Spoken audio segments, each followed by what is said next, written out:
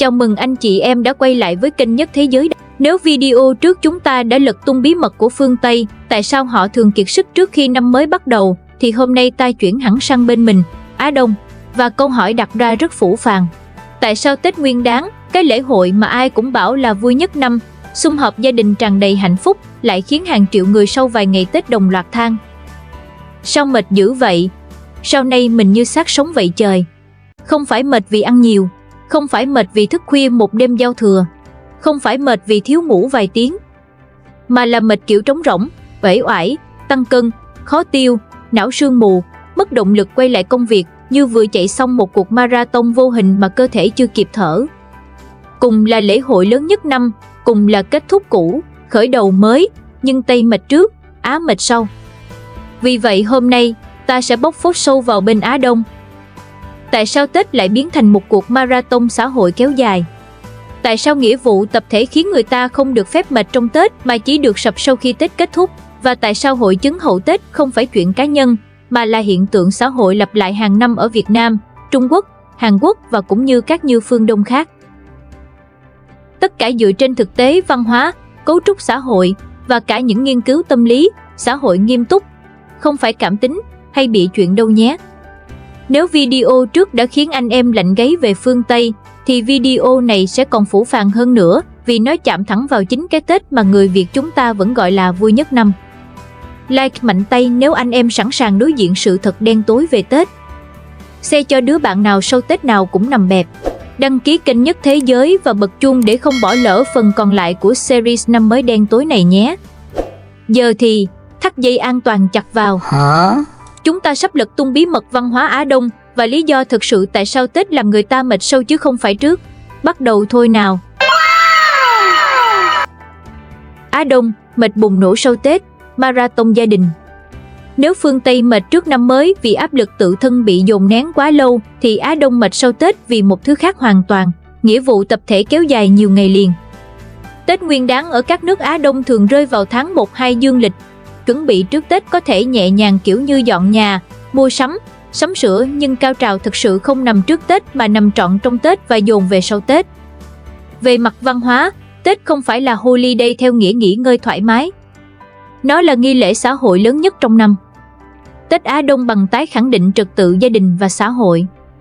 Trong các xã hội chịu ảnh hưởng mạnh của Khổng giáo như Việt Nam, Trung Quốc, Hàn Quốc, một phần Nhật Bản, gia đình là đơn vị trung tâm của xã hội.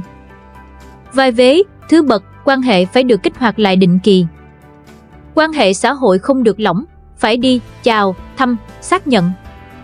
Tết chính là cơ chế đó. Nhiều nghiên cứu về văn hóa Đông Á như Hofstede's Collectivism Index chỉ ra rằng lễ nghi tập thể không nhằm làm cá nhân thoải mái, mà để duy trì ổn định của hệ thống xã hội. Nói thẳng ra là Tết không được thiết kế để bạn nghỉ thực sự. Tết được thiết kế để xã hội kiểm tra bạn còn đúng vai hay không.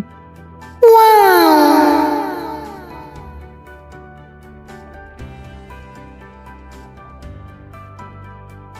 Trong Tết, tiêu hao thể chất, tiêu hao xã hội cùng lúc.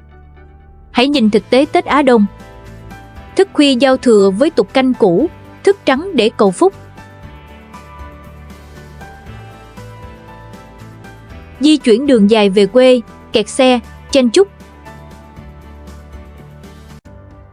Thăm viếng họ hàng nhiều ngày liên tiếp. Ăn uống dư thừa đạm, mỡ, rượu bia. Giao tiếp dày đặc, gần như không có không gian riêng. Ở Việt Nam, mỗi dịp Tết, hàng chục triệu lượt di chuyển liên tỉnh. Tai nạn giao thông, quá tải y tế, rối loạn tiêu hóa đều tăng. Bộ Y tế Việt Nam và nhiều bệnh viện tuyến trung ương liên tục cảnh báo sau mỗi dịp Tết, tăng ca nhập viện vì rối loạn tiêu hóa, rối loạn giấc ngủ, mệt mỏi kéo dài, bệnh nền nặng lên ở người cao tuổi. Điểm mấu chốt nằm ở đây, mệt này không được xả ngay, vì trong Tết, bạn không được phép mệt. Bạn có thể buồn bã, nhưng vẫn phải cười. Mệt, nhưng vẫn phải đi. Không muốn nói, nhưng vẫn phải tiếp khách. Đây chính là thứ tâm lý học gọi là Social Obligation Fatigue, kiệt sức vì nghĩa vụ xã hội. Wow! phổ biến ở văn hóa tập thể Đông Á, theo nghiên cứu về tập thể hóa và Interrupt Vigilance of NAS, nơi giao tiếp có vai vế tiêu hao năng lượng gấp nhiều lần giao tiếp tự do. Sau Tết, hội chứng hậu Tết là hiện tượng có thật. Ở Việt Nam, Trung Quốc, Hàn Quốc, khái niệm như Post-Holiday Syndrome hay Post-Lunar New Year Fatigue được nhắc tới rất thường xuyên trong y văn phổ thông và truyền thông y tế. Các biểu hiện lặp đi lặp lại hàng năm, uể oải, thiếu động lực, rối loạn giấc ngủ, tăng cân, khó tiêu, khó quay lại nhịp làm việc. Nhiều người kể, về quê thăm nội ngoại hết 3 đến 7 ngày, ăn uống no nê, xong về nhà, nằm luôn. Truyền thông chính thống Việt Nam nhiều năm liền ghi nhận lượng người đi khám tiêu hóa, mệt mỏi, stress tăng mạnh ngay sau Tết. Các hệ thống y tế tư nhân lẫn công lập đều thừa nhận. Sau kỳ nghỉ Tết dài, lượng bệnh nhân quay lại tăng rõ rệt, đặc biệt là các vấn đề liên quan đến ăn uống quá độ, thiếu ngủ, kiệt sức. Ở Trung Quốc, nhiều bài tổng hợp y khoa công khai cũng ghi nhận. Sau Tết Nguyên Đán, các triệu chứng kiệt sức và rối loạn tiêu hóa tăng đáng kể, liên quan trực tiếp đến di chuyển quy mô lớn, cộng thêm ăn uống kéo dài và thiếu phục hồi. Đây không phải chuyện vài cá nhân. Nó là hiện tượng xã hội lặp lại hàng năm. Nhiều người hay đổ lỗi do ăn nhiều quá thôi. Nhiều đó thì không đủ thuyết phục đâu. Vấn đề không nằm ở bánh chưng hay thịt kho. Vấn đề cốt lõi là tiêu hao liên tục nhiều ngày mà không có thời gian hồi phục. Khác với bên Tây, dân Tây party trước rồi xả trong đêm, mệt trước, còn dân Á Đông bung đều suốt nhiều ngày trong Tết, vỡ trận sau. Tết Á Đông giống một cuộc marathon xã hội, chứ không phải một bữa tiệc ngắn hạn. Văn hóa tập thể, vui nhưng phải trả giá. Sẽ có người sẽ phản biện, nhưng Tết vui mà, gia đình sum họp mà.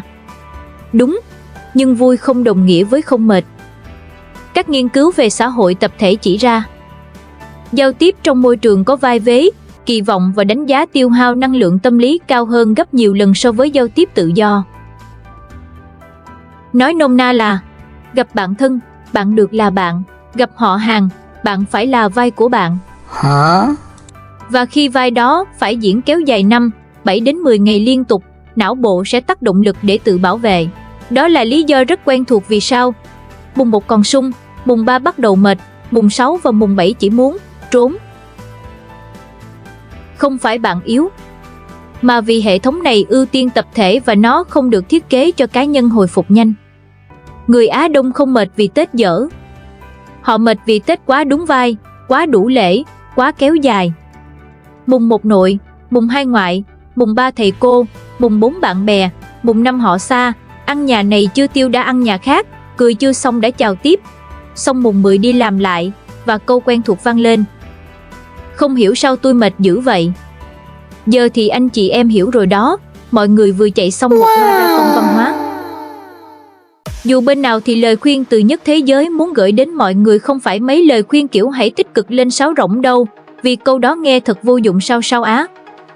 Lời khuyên thực sự của tôi cho năm tới là giảm bớt đi anh chị em ơi.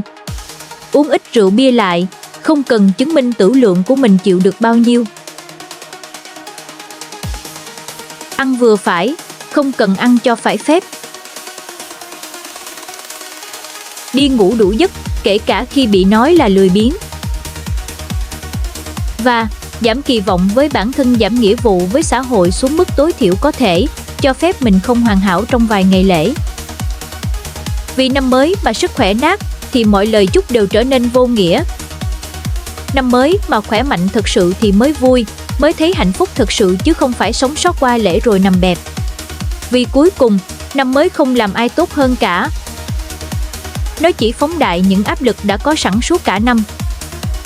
Nếu bạn mệt trước năm mới, đó không hẳn vì bạn thất bại, nó có thể bạn đang bị ép chạy theo phiên bản hoàn hảo không tồn tại. Nếu mệt sau Tết, không hẳn vì bạn lười, nó có thể bạn vừa sống sót qua một giai đoạn chịu đựng tập thể kéo dài. Hiểu được những điều này, bạn sẽ thấy Tết, Giáng sinh hay năm mới chỉ là một cái gương soi, nó không làm bạn yếu đi, mà chỉ cho thấy bạn đã bị ép như thế nào suốt cả năm.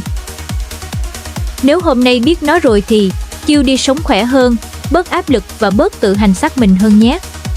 Cảm ơn anh chị em xem hết video dài này, like nếu thấy phụ nhưng đúng, chia sẻ cho mấy đứa bạn đang mệt năm mới, Và đừng quên đăng ký kênh Nhất Thế Giới để xem thêm các series bóc phốt văn hóa toàn cầu của tôi nhé. Bây giờ thì bình luận bên dưới cho tôi biết, bạn thuộc team mệt trước hay mệt sau? Hẹn video sau. Chúc mọi người năm mới khỏe thực sự, không phải chỉ sống sót qua lễ nhé.